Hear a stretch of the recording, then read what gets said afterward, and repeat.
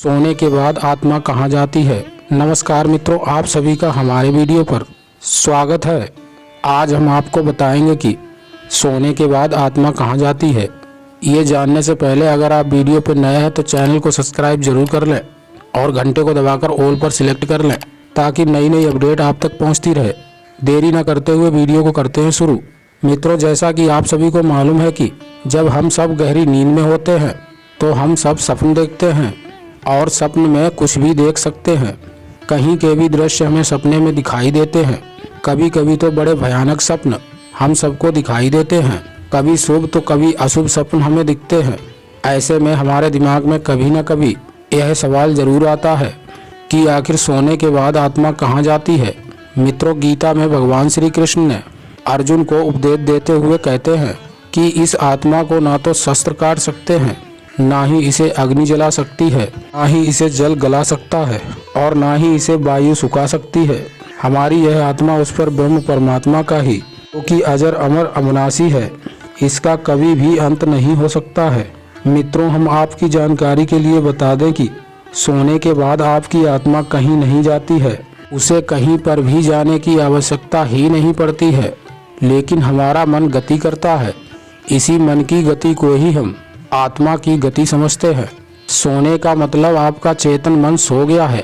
चेतन मन जो कि हमारे शरीर का ही एक भाग होता है। चेतन मन वह है जिसे हम जानते हैं तथा इसी के आधार पर हम अपने सारे काम करते हैं।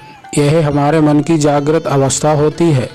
हमारे मन में जितने भी अच्छे बुरे विचार आते हैं वो सब चेतन मन की ही देन है।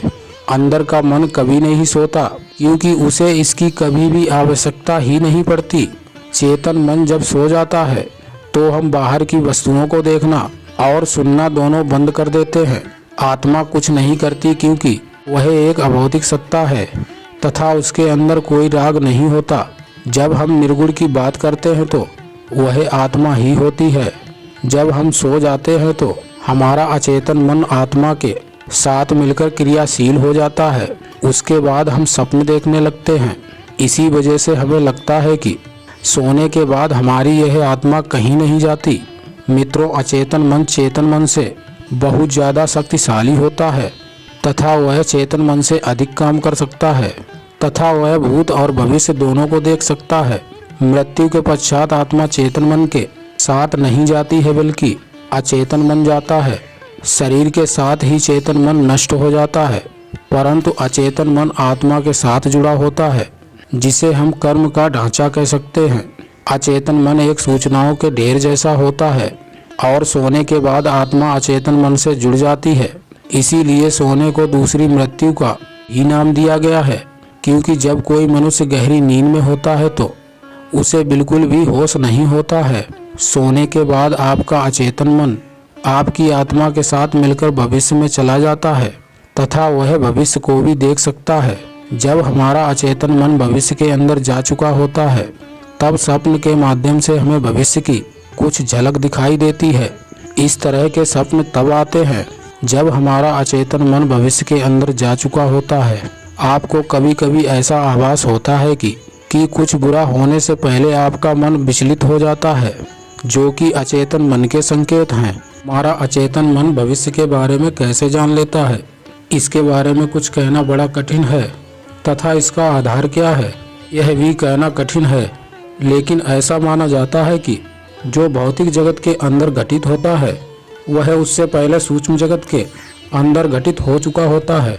इसका मतलब यह है कि हमारे साथ पहले सूक्ष्म जगत में घटना घटित होती है तथा उसके बाद ही उसका असर भौतिक जगत पर पड़ता है। मित्रों, आत्मा एक सहयोगी है तथा यह मात्र सहयोग कर सकती है। इसके कारण यह संभव है कि सोने के बाद दूसरी संभावना यह है कि आपका अचेतन मन भूतकाल को देख सकता है। हम आपसे भूतकाल की चर्चा कई उदाहरणों से करेंगे।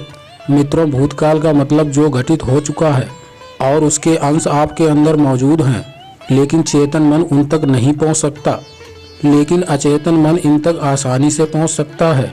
मैं आशा करता हूं कि हमारे द्वारा दी गई जानकारी आप सभी को बहुत ज़्यादा पसंद आई होगी। अगर आपको हमारी वीडियो पसंद आई हो तो चैनल को सब्सक्राइब अवश्य कर लें और घंटे को दबाकर ऑल पर सिलेक्ट कर लें ताकि रोजाना नई नई अपडेट आप तक पहुंचती रहे। धन्यवाद मित्रों, आप सभी का दिन मंगलमय हो।